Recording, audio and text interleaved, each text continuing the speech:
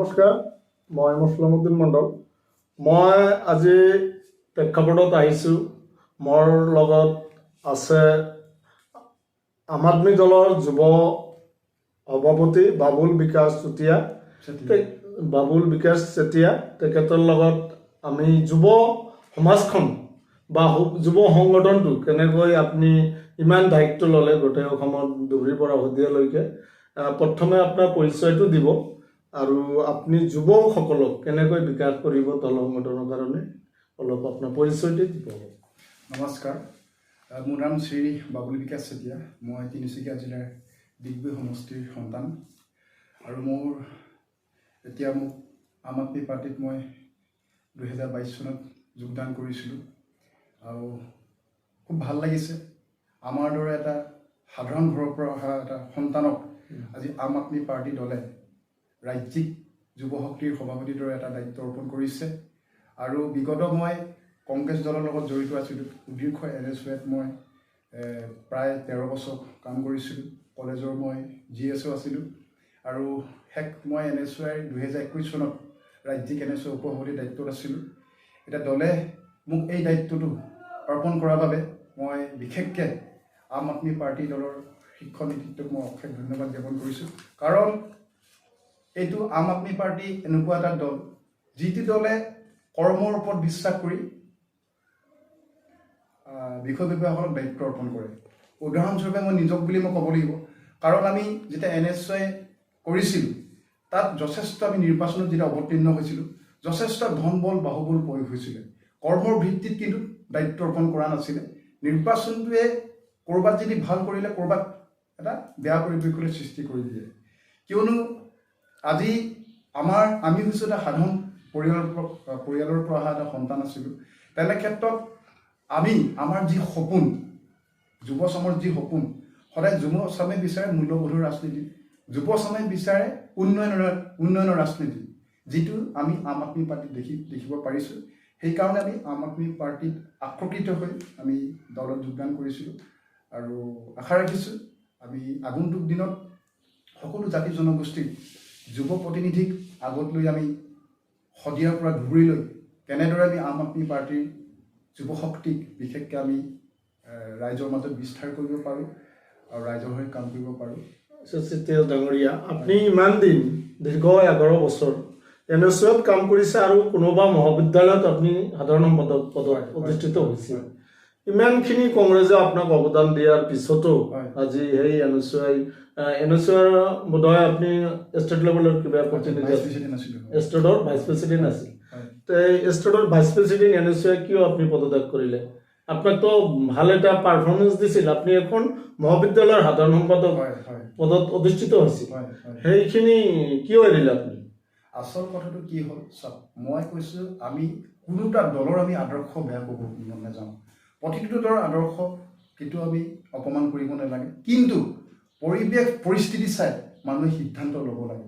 কিয়নো আজি যেতিয়া আমি NSUৰ লগত জড়িত আছিলোঁ তেতিয়া খুব এটা লবি হৈছিল, যিটো লবিত NSUত মানে লবি বেছি যিহেতু আজি এটা ছাত্ৰ ৰাজনীতি যেতিয়া আমি কৰিছিলোঁ তাত মই ভাবোঁ জ্যেষ্ঠসকলৰ আশীৰ্বাদ থাকিব লাগে, কিন্তু জ্যেষ্ঠসকলৰ হস্তক্ষেপ থাকিব নালাগে, যিটোৱে এটা দলক ক্ষতি কৰে। মানে কিবা ষ্টেট কমিটিত যদি কোনো প্ৰেচিডেণ্টৰ নিৰ্বাচন হয় সেই ক্ষেত্ৰত দেখা যায় যে 2-3টা লবি থাকে, 2-3টাতকৈ যথেষ্ট বেছি লবি থাকে। মানে এজনকৈ কেণ্ডিডেট নিজে থিয় কৰে। দল এটাই 2-3টা প্ৰাৰ্থী থাকে আৰু লবি কেন্দ্ৰিক প্ৰাৰ্থী থাকে। এইখিনি আপুনি মানি ল'ব পৰা নাই। সেইখিনি হয়, কিন্তু মই এতিয়াও কৈছোঁ আমি এটা সাধাৰণ ঘৰৰ সন্তান। তেনেস্থলত সপোন সকলোৰে থাকে, চিন্তা সকলোৰে থাকে, সকলোৰে আশা আকাংক্ষা থাকে যে আমি ৰাইজৰ হৈ কিবা এটা কৰোঁ। কিন্তু সেই ৰাইজৰ হৈ কিবা এটা কৰিব গ'লে বা জ্যেষ্ঠসকলৰ আশীৰ্বাদৰ সলনি যদি হস্তক্ষেপ ব্যৱহাৰ কৰে, সেই কামখিনি কৰোঁতে বাধা বিঘিনি সৃষ্টি কৰে, তেনেহ'লে যিকোনো এটা দলত কাম কৰিবলৈ অকণমান অসুবিধাৰ সন্মুখীন হয়। আপুনি যেতিয়া NSU কৰিছিলে গোটেই অসমৰ ভাইচ প্ৰেচিডেণ্ট হিচাপত দায়িত্ব অৰ্পণ কৰিছিলে, তাত যেনেকৈ আপুনি সাংগঠনিক কাম কাজত সুবিধা পাইছে বা ইণ্টাৰেষ্ট হৈছে, আপুনি আম আদমিত যুৱ মৰ্চাৰ সভাপতি হৈ সেইখিনি সুবিধা বা আৰু ইমানখিনি ইণ্টাৰেষ্ট পাই আছেনে বা সেইখিনি সন্মান আপোনালোকে পাই আছেনে?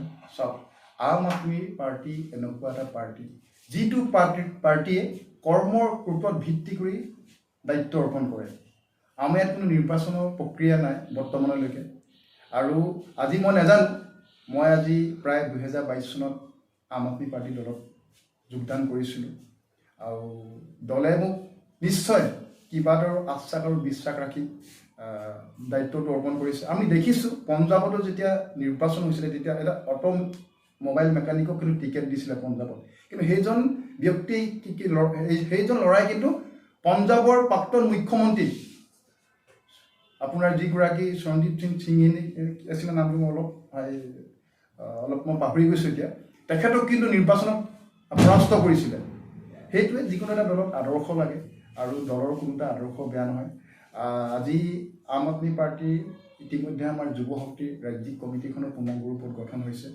আৰু আগন্তুক দিনত আমাৰ যি দলৰ আদৰ্শ আমাৰ যি দলৰ কৰ্মৰাজি তাৰমানে যিটো আজি দিল্লীতে হওক পঞ্জাৱত হওক অৰবিন্দ কেজৰিৱাল নেতৃত্বাধীন চৰকাৰে বা ভগৱন্ত মান নেতৃত্বাধীন চৰকাৰে জনগণৰ স্বাৰ্থত যিখিনি কাম কৰিছে আগন্তুক দিনত আমি সেই কামখিনি অসমতো আমি কেনেকৈ দিব পাৰোঁ বা অসমৰ যুৱ প্ৰজন্মক লৈ আমি কেনেকৈ আগবাঢ়ি যাব পাৰোঁ সেইটো আমাৰ প্ৰধান লক্ষ্য যুৱ সমাজ আপুনি দায়িত্ব লৈ যুৱ সভাপতি হৈ অসমত কেইখন জিলা সমিতি ইতিমধ্যে আপুনি গঠন কৰিলে আৰু লগতে আপুনি অকল যুৱ সভাপতি হিচাপে নহয় আপোনাৰোতো যিহেতু এটা ছাত্ৰ সংগঠনৰ দায়িত্বত আছিল আগত বিগত দিনত ইয়াত আহি ছাত্ৰ সংগঠনৰ দায়িত্বটো আপুনি লৈছিল যুৱৰ লগতে ছাত্ৰ আপোনাৰ ছাত্ৰ সংগঠন আছে নেকি মই আমাৰ ছাত্ৰ সংগঠন আছে CYSS এইটোৰ নাম কি কৈছে CYSS সেইটো দায়িত্ব আপুনি চলাই মই ছাত্ৰ যুৱ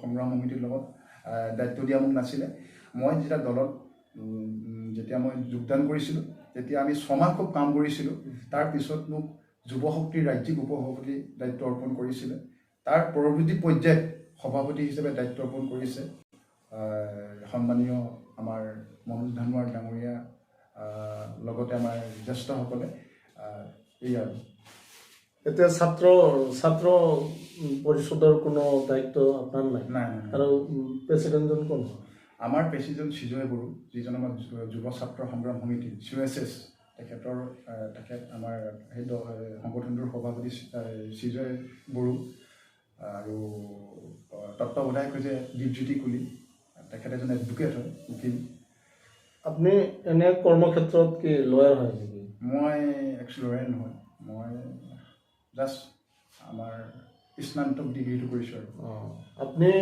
যুৱ শক্তিত যিহেতু সোমাইছে আপুনি গোটেই অসমত কিমানখিনি সফল হ'ব বুলি আপোনাৰ ধাৰণা আছে চব সফল মানে সেইটো গোটেই আপোনাৰ যিহেতু এক্সপিৰিয়েঞ্চ আছে আপুনি গোটেই অসম তেতিয়াৰ পৰা দায়িত্ব লৈ আছে দলে যেতিয়া দায়িত্বটো অৰ্পণ কৰিছে দলৰ নীতি আদৰ্শ লৈ দলৰ জ্যেষ্ঠসকলৰ পৰামৰ্শ লৈ যিমান পাৰোঁ 100% আমি দলটোক সময় দিবলৈ চেষ্টা কৰিম আৰু আমি কৈছোঁ আমি গাঁৱে গাঁৱে নগৰে নগৰে চহৰে চহৰে বুটে বুটে আমি যাম যে আম আদমি পাৰ্টিক কিয় প্ৰয়োজন সেই কথাখিনি আমি ৰাইজৰ মাজলৈ লৈ যাম আমি বিৰোধীক সমালোচনা নকৰোঁ আমি আমাৰ লক্ষ্য উদ্দেশ্য কি যে আম আদমি পাৰ্টিটো অসমত কিয় লাগে যে আম আদমি পাৰ্টি চৰকাৰ অসমত কিয় লাগে সেই বিষয়বস্তু লৈ আমি ৰাইজৰ ওচৰত যাম আমাৰ দৃঢ় বিশ্বাস যিহেতু স্বাধীনতাৰ পিছৰ পৰাই কংগ্ৰেছ দলে শাসন কৰিলে এতিয়া BJP দলে কৰিলে আঞ্চলিকতাবাদৰ নামত অসম গণ পৰিষদকো ৰাইজক সুবিধা দিলে এতিয়া আমাৰ এটা বিশ্বাস যিহেতু মই যুৱ শক্তিৰ দায়িত্ব পোৱাৰ পিছত যথেষ্ট অসমৰ বিভিন্ন প্ৰান্তৰ পৰা যথেষ্ট যুৱ বন্ধুৱে আমাক ফেচবুকৰ দ্বাৰা আমাক মেছেজ কৰিছে আৰু যুৱ শক্তিৰ লগত তেখেতলোকে জড়িত হ'বলৈ যিটো যেতিয়া আমাক ফোন কৰে বা মেছেজ কৰে আমি যথেষ্ট অনুপ্ৰাণিত হওঁ কাৰণ যেতিয়া আমি আম আদমি পাৰ্টিত যোগদান কৰিছিলোঁ তেতিয়া 2022 চনৰ কথা কিন্তু আমাৰ উজনি অসম চাইডে ইমান এটা প্ৰভাৱ নাছিল বৰ্তমান কেনেকুৱা প্ৰভাৱ এতিয়া বৰ্তমান উজনিত আম আদমি পাৰ্টিৰ এটা যথেষ্ট প্ৰভাৱ আছে যিহেতু যোৱাটো আপোনাৰ লোকসভা নিৰ্বাচন যি 24ৰ যি লোকসভা নিৰ্বাচন হৈ গৈছিল সেই নিৰ্বাচনত আপোনালোকে গম পায় ডিব্ৰুগড় লোকসভাৰ পৰা সন্মানীয় মনোজ ধানোৱাৰ ডাঙৰীয়াদেৱে প্ৰতিনিধিত্ব আগবঢ়াইছিলে তাত আমি খুব কম দিনৰ ভিতৰত আমাৰ সংগঠন মজবুত নথকাৰ পিছতো আমি কিন্তু প্ৰায় 1.5 লাখৰ ওচৰত ভোট পাবলৈ 1.5 লাখ ভোট যে পাইছে এইটো আমাৰ অসম জাতীয় পৰিষদৰ কিবা ব্যাঘাত ঘটিছে নেকি আপোনালোকৰ ভোটটো ডিভাইড হোৱাৰ কাৰণে নুনজ্যোতি গগৈ হাৰিছে নেকি? না না সেইটো আমি নাভাবোঁ। কিয় নাভাবোঁ কৈছোঁ, প্ৰতিটো দলৰ এটা নীতি আদৰ্শ থাকে আৰু আম আদমি পাৰ্টি হৈছে এটা সুকীয়া পৰিচয় এটা আছে। যিহেতু দিল্লীত অৰবিন্দ কেজৰিৱাল এজন আছে, তেখেতৰ নেতৃত্বতে গোটেই দলটো যিহেতু নিৰ্মাণ হৈছে, তেখেতে আপুনি বিগতৰ বছৰসমূহ চাব এই দলটোৰ সৃষ্টি কিয় হ'ল, এই দলটোৰ গঠন কিয় হ'ল। আজি কংগ্ৰেছ বিজেপি দলে দুটা ৰাষ্ট্ৰীয় দল থকাৰ পিছত আম আদমি পাৰ্টি কিয় গঠন হ'ল? মানে অৰবিন্দ কেজৰিৱালৰ লক্ষ্য আছিলে যে দুৰ্নীতি বিৰোধী এখন ভাৰতবৰ্ষ নিৰ্মাণ কৰা, বিশ্বৰ ভিতৰত ভাৰতবৰ্ষক 1 নম্বৰ দেশ হিচাপে প্ৰতিষ্ঠিত কৰা, এই লক্ষ্যলৈ তেখেতে আগবাঢ়ি গৈছে।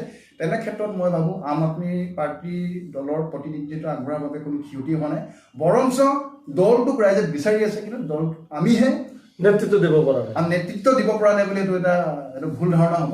আমি যাব পৰা নাই, কিন্তু যিহেতু আমাৰ দলৰ সাংগঠনিক ভেটিটো অলপ মানে কম আছিলে, যিহেতু এতিয়া পৰ্যায়ক্ৰমে আমাৰ এতিয়া যথেষ্ট বাঢ়ি গৈছে। আপোনালোকে আজি ধুবুৰীত দেখিছে যথেষ্ট সংখ্যক ৰাইজ স্বতঃস্ফূৰ্তভাৱে ওলাই আহি আজি যোগদানো কৰিছে, দলীয়ভাৱে মিটিঙো হৈছে। আপুনি এজন সাংবাদিক হিচাপে নিশ্চয় গম পাইছে। না পাইছোঁ, কিছু হ'লেও প্ৰগ্ৰেছ হৈ আছে। হ'ব অভিয়াছলি হ'ব, কিন্তু ৰাইজে বিকল্প বিচাৰি আছে আৰু এই বিকল্প ভৱিষ্যত দিনত আম আদমি পাৰ্টীয়ে হ'ব বুলি মই যুৱ প্ৰতিনিধি হিচাপে মোৰ দৃঢ় বিশ্বাস। আপুনি দীৰ্ঘ বিশ্বাস যে আপুনি গোটেই অসমত যুৱখিনি আপুনি একগোট কৰি আৰু আম আদমি দলক মানে প্ৰভাৱ বিস্তাৰ কৰিব পাৰিব বুলি আপুনি বিশ্বাস? নিশ্চয়, এইটো চেষ্টাৰ কোনো অসাধ্য নাই। চেষ্টা কৰিলে মানে যিকোনো কাম কৰিব পাৰে। মনত সততা লাগে, মনৰ জোৰ লাগে। যেতিয়া আপোনাৰ মনৰ জোৰ থাকে, পইচা জোৰো কিন্তু সন্মুখত কিন্তু নাইকিয়া হৈ যায়। আমাৰ যুৱ শক্তিৰ প্ৰতিজন কৰ্মকৰ্তা হৈছে আম আদমি পাৰ্টীৰ একোজন অক্লান্ত সৈনিক। আজি চাওক, আমি ভোটৰ বিপৰীতে ওলাই আহিছোঁ। আমাৰ দৰে যুৱ প্ৰজন্ম আজি বিজেপি দলত যাব লাগিছিল। আমি আজি নিজৰ কষ্টৰ টকাৰে আজি একদম উজনি অসমৰ শেষ ডিগবৈৰ পৰা আমি আজি ধুবুৰীত কিয় আহিছোঁ? যাতে সমাজখনত কিবা এটা পৰিৱৰ্তন কৰিব পাৰোঁ নেকি, সমাজখনৰ ব্যৱস্থাটো কিবা এটা ভাল কৰিব পাৰোঁ নেকি, তাৰ লক্ষ্য লৈ আমি আজি ওলাই আহিছোঁ। ঠিকে আছে, ধন্যবাদ। বাবুল বিকাশ চেতিয়া ডাঙৰীয়াৰ লগত আমি কিছু যুৱ সমাজৰ অগ্ৰগতিৰ কাৰণে কিবা আলোচনা কৰিলোঁ। লগতে আম আদমি দলৰ সাংগঠনিকৰ ভেটি কেনেকৈ মজবুত কৰা যায় তেখেতে আমাক কিছু ডিছকাছ কৰিলে। ইমানতে আজিৰ আমাৰ প্ৰেক্ষাপট সমাপ্ত কৰিছোঁ। নমস্কাৰ।